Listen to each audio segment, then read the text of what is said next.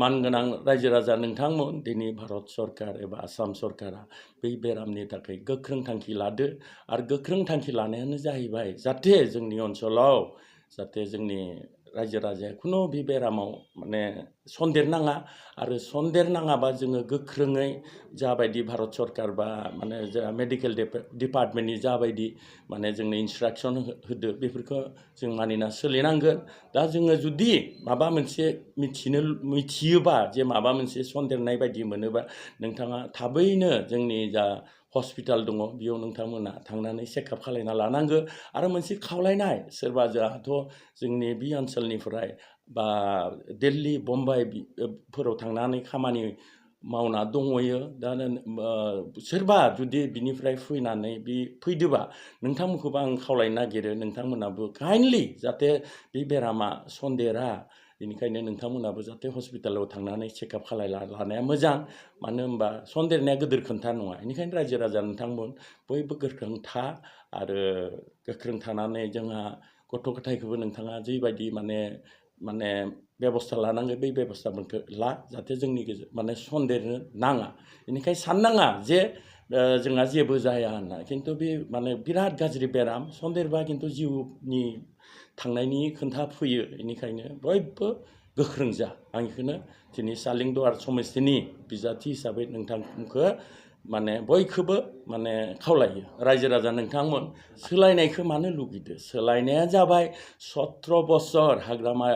महिलारि बिथांनि जा बिपिएफ सरकारा जा माने सुक्ति खालायनानै रायजोनि खामानि मावगोन होननानै खोन्थादोंमोन बिथाङा बुंदोंमोन मोनसे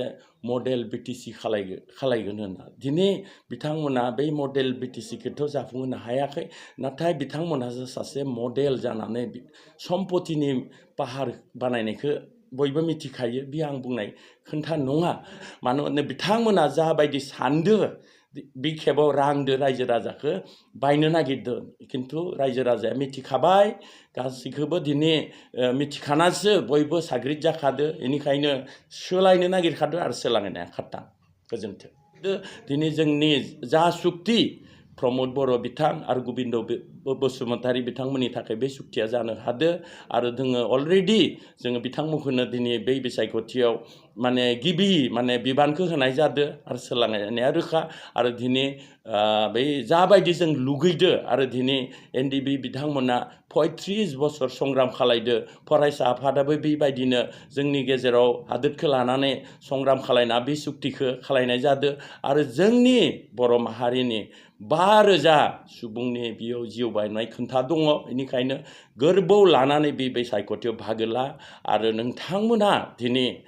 जोंखौ देरहानायाथ' जाखागोन नाथाय रोजा रोजा भटआव